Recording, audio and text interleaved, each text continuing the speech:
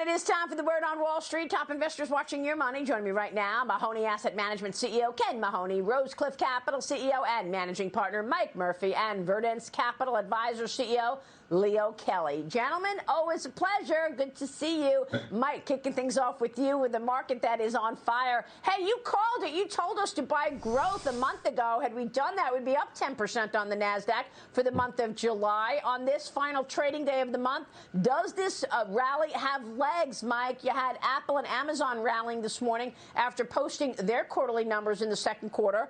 Do you think this continues? Good morning, Maria. Thank you.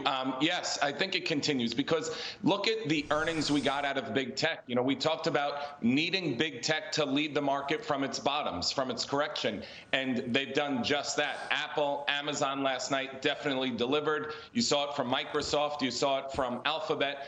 So big tech is where you want to be. Maria, if you read through the earnings reports from these companies, they're taking this downturn and they're using it as an opportunity. They're using it as an opportunity to gain market share, to gain customers, to expand into different areas of their businesses. So these are the companies that are going to deliver. I'm less concerned about Intel. I'm less concerned about big oil. I want to focus on big tech. This is where people should be looking. This is where people are going to get growth. And this is what's going to lead us back to new highs in the market.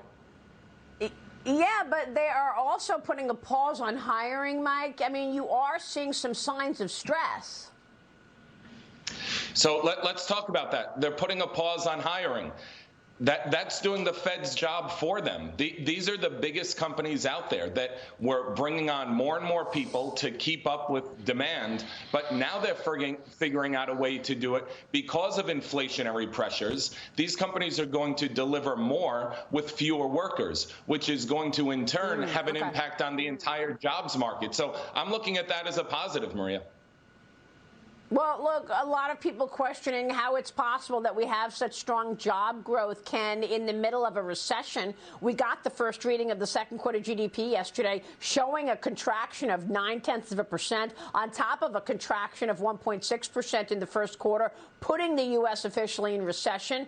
We've got this morning some inflation data to look at, the core PCE index, personal income and spending out at 8:30 a.m. Ken, assess all of this data for us and a reaction to the GDP. What are you expecting from the PCE?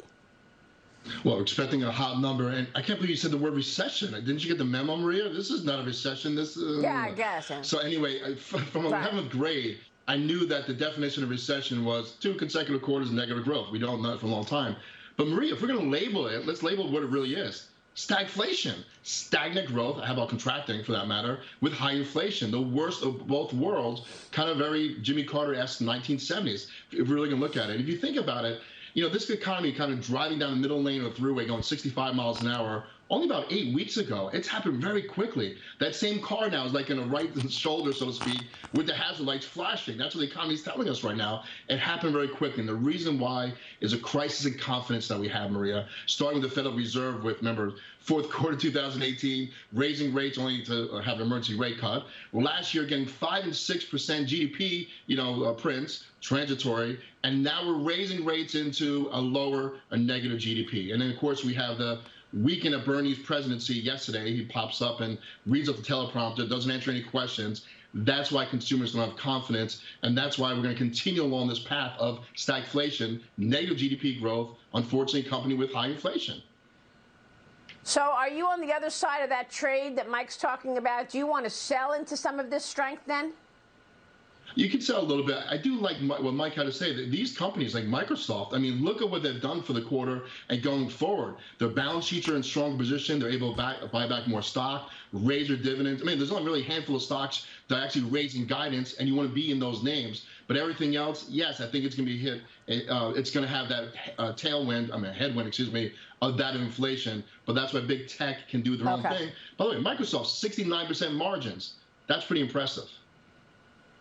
Yeah, okay, so it's selective opportunities here. Leo, today's the final trading day of July, and it's been a hot streak in July, despite double-digit losses year to date. This market is up 10% on the NASDAQ for July. What's your outlook for the second half of the year? Do you think this thing has legs? Well, I think it has legs over a long period of time. I do think investors should take some caution. Bear markets, which I guess have been defined as 20% historically. We don't know if they'll change that. But bear markets do not tend to make a bottom and then go straight up. There tends to be a process to work through a bear market. Seasonally, September, October are not good periods of time for the market. And when we look at what we think is a secular shift in interest rates, where we're going to see interest rates continuing to rise, we have a pretty significant inversion in the yield curve. I think we're going to see volatility, Maria, and I think investors need to get used to the fact that going forward, volatility is going to play a bigger part in this. Now, all that said, if investors take a long-term point of view and stick to their plan, they'll do fine. Yep. Long-term, 5 years, right? Long-term, what's long-term to you? 3 years?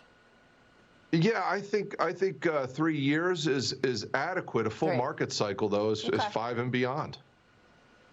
Okay. All right. Ken Mahoney and Mike Murphy, great to get your insights this morning. Leo Kelly, you're sticking with us all morning long, and we're grateful. Great word on Wall Street, everybody. Thanks, gentlemen. Have a fantastic weekend.